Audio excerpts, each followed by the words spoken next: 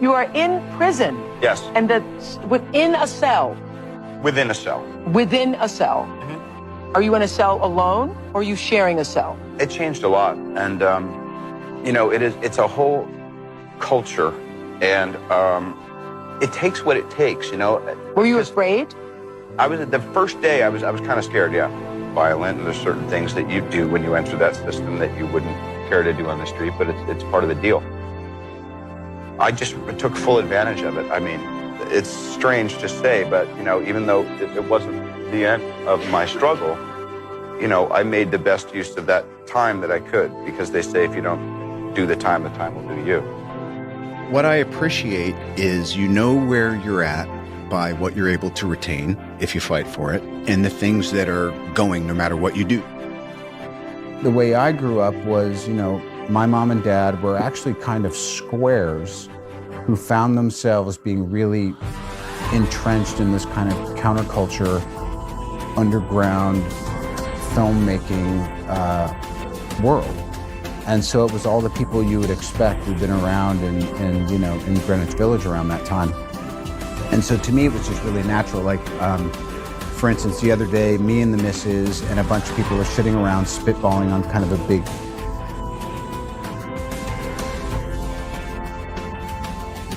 If you start playing violins, I will tear this joint apart. First of all, I'd like to thank Susan Downey for telling me that Matt Damon was going to win, so don't bother to prepare a speech. That was at about 10 a.m. I don't have anybody to thank.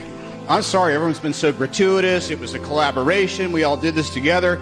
Certainly not going to thank Warner Brothers, Alan Horn, and my God, Robinoff, these guys. They needed me. Avatar was going to take us to the cleaners. If they didn't have me, we didn't have a shot, buddy. What am I going to do? Thank Joel Silver, the guy who's only restarted my career 12 times since I began 25 years ago. I mean, I really don't want to thank my wife, because I could be bussing tables at the Daily Grill right now if not for her. Jesus, what a gig that'd be. Guy Ritchie had a great vision for this film, and a lot of great people came together, and we worked our asses off. And it's just a privilege. By the way, the Hollywood Foreign Press, there's a Holmes quote by Conan Doyle, who is a genius, by the way. And he said, "Art in the blood is liable to take the strangest forms." That is why I would like to thank also, or not thank, the Hollywood Foreign Press, because they are a strange bunch, and now I'm one of them. Take it easy. Is the door to Iron Man totally closed? Because I don't believe it is. Oh. You guys can go through time now. Well, let me ask you the question. If I pick the jersey back up and put it on, wouldn't you feel a little bit like, oh, no. crap? No. Oh. I love you as Iron Man. So I would, if they opened up this time machine and you popped out, I just imagine the moment where everybody goes fucking crazy. It would be amazing. It'd be great. I would love that. But I would also love you hanging it up. It's just, I keep thinking, see clearly.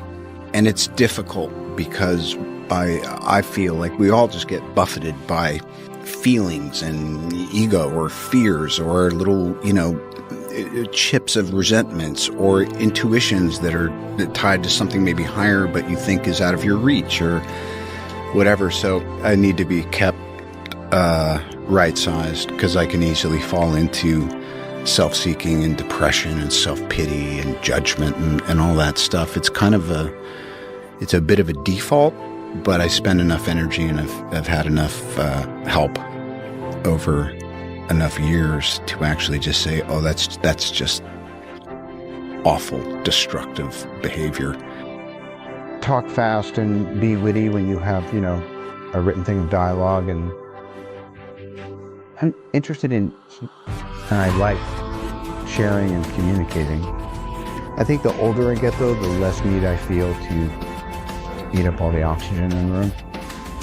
Any great partner holds their space and lets you fish yourself out of the chasm with a kind of benevolent neglect, which is saying, I can't do this work for you because it doesn't work if I take credit for it. loosely prearranged destiny.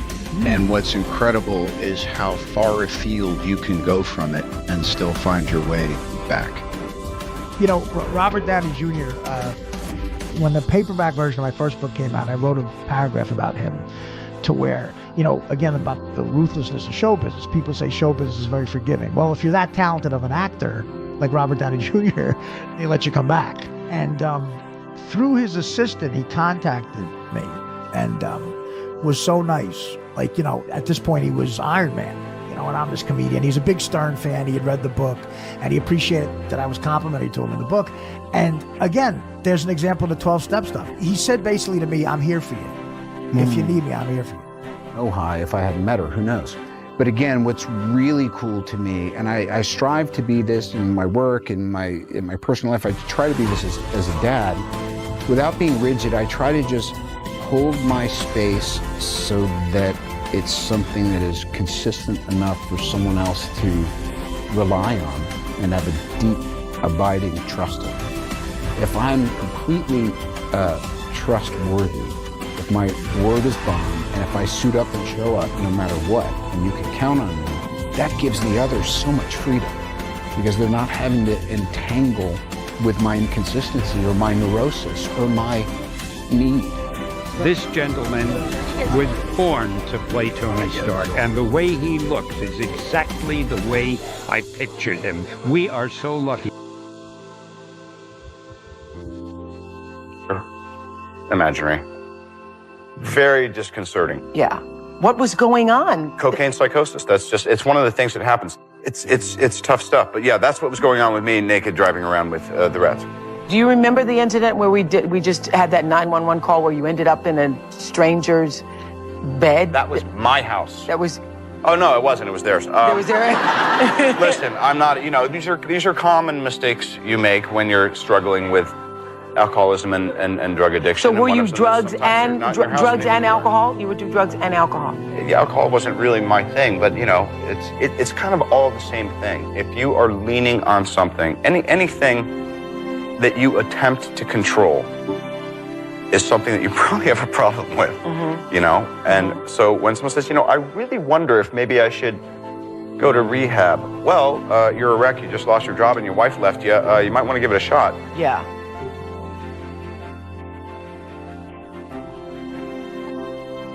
Never encourages taking a break. Never encourages saying, don't chase that thing because you've got it in your hands. And so confidence, you know, there's been times when I've felt I'm in possession of it, and then you want to let go a little bit because it's only ever the moment and life guiding you. The wind is so at your back that you're like, wow, are you just, you know, jumping over the waves and all that by yourself? And you're like, you bet I am. But there's a physics to the moment, man, moment, machine, whatever, and the wind's at your back. And then the wind does what the fucking wind does, and it changes. If you're left there thinking, what, you know, so I think it's great to be in full possession of what you would call supreme confidence, and then see what happens if you don't hold on to it so hard, because it's great, but it is a bit of an illusion, because like everything else, it's always changing. And every day, the reset button, the space bar gets pressed, and it's like, no.